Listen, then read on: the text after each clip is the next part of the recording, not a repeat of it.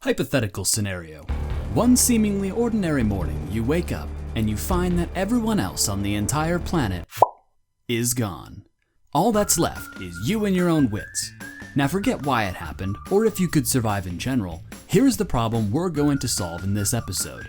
If you were the last person on Earth, would you be able to keep your utilities running by yourself? Here's our essential utilities for today: electricity, water, heat, and of course, the internet. Because keeping yourself entertained aside, you don't realize how terrifyingly little you know about how to do seemingly simple things until you remove the ability to ask the all-knowing oracle how to build your own battery array for those solar panels you broke trying to operate the small crane that wouldn't start. Anyways, smash that like button for the YouTube algorithm and let's begin. Right out of the gate, it's worth pointing out that all of these utilities rely on electricity in some form, at least how we use them modernly today. But we'll get to that in a second, because one of these utilities has a very short window of opportunity to get as much from it as you can, and that's the internet. Sorry to break it to you, but you're not going to be able to keep this one online yourself. That's because the internet traditionally is a collection of different servers scattered throughout the world. Even without taking internet service providers into consideration, once the power starts to shut off to each of the data centers, access to the websites will also one by one start to become unavailable. However, most established content on the web will be stored in a data center with power redundancy. Now, that doesn't mean that it will be available for long, since typically the redundant power is in place to ensure a proper shutdown and switch to a mirrored facility that has power.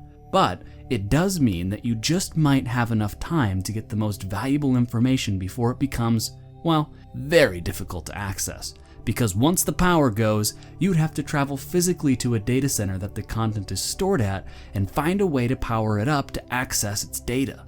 So you'll need to move quickly to get an offline copy of valuable data while you can, which also means you'll need to be selective. If it were me, the first two sites I would download is a local copy of Wikipedia and WikiHow. If you didn't know that you can actually do this, well, yes, you absolutely can. Wikipedia has nearly 52 million articles, and surprisingly, when you download the compressed XML file, it takes up only about 19 gigabytes. Pro tip: if you do this right now, you'll be able to either skip this step, download some cat videos to keep you company, or not be losing your mind when you realize that you missed your window of opportunity and your connection online is completely gone, which, let's be real, is most likely to happen here because you're dealing with IT, which also means you're dealing with Murphy's Law. Now that you have your lifeline treasure trove of information tucked away, it's time to get into the meat and potatoes of your next problem. Because if you want your water, heat, sewer, refrigeration, and your own now personal edition of the internet to work the way you're used to them working, you're going to need some good old-fashioned, tried and true electricity. Even if you're a power plant engineer, you're not going to be able to keep the whole town's grid powered up as a solo operator, and it wouldn't make sense to anyways. So we're going to have to confine your power requirements to your own humble abode, which, good news for you, there's an overabundance of beautiful new properties that have been recently, vacated. So go nuts! You'll want to break down your electricity generation into a timeline of immediate to long term, immediate being gas and diesel, and long term being a full array of wind, solar, geothermal, and micro hydroelectric. Because in the immediate, a 17,500 watt generator is simple to operate and will allow you the quality time you need with your copy of WikiHow to figure out how to build an integrated wind, solar, geothermal, and hydroelectric power system. Even if you weren't able to data dump off the internet in time, you can replace WikiHow with a Barnes & Noble or a library. So commandeer a car that fits your fancy and head on down to the local hardware store to buy... Oh, there's no one to pay, so that's a thing of the past now. Accumulate. There we go. Accumulate the largest generators you can get your hands on. Next, you're going to need fuel to power your generators for the time being. But at this point, power is likely to be out at the local gas station. So here's the next pro tip. Most modern gas stations are equipped with a standby generator to continue pumping gas during power outages. So top that baby off first and we'll be well along our way without having to consult the wiki oracle on how to make a device to manually pump gas yet. The 17,000 watt generator will have enough power to keep all of your essentials running while you plan your next move, which now that you have the luxury of time with your simple source of electricity and the nearby store shelves have unexpired food and an ample supply of water to use for the time being, you're likely to start narrowing down on the best location to set up shop for the long term. you're going to want to find a healthy water source and enough land to provide a long-term food supply. So pull up your wiki and start researching water tables, and if you can't find any good options, research what vehicles have the longest range per tank of gas.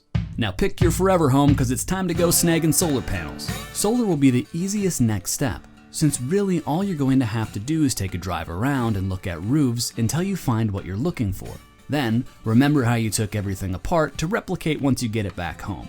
And now that you're on your way to not having to refuel your generator over and over and over again, you're free to tinker with how to build, or find, your own wind power to supplement your solar.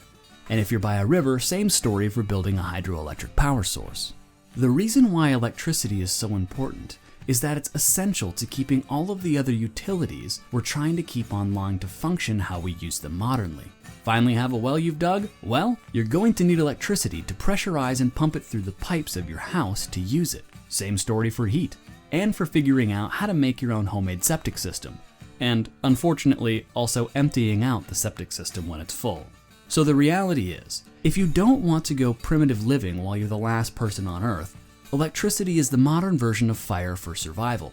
Since you're the only person around, you'll have plenty of resources at your disposal, so it will afford you the time to be able to figure out how to keep all your home utilities going to keep your life relatively similar to how you're living now. Just an off-grid version that's maintainable by one person. Or, you could always throw caution to the wind and summon up your inner caveman for the rest of your days.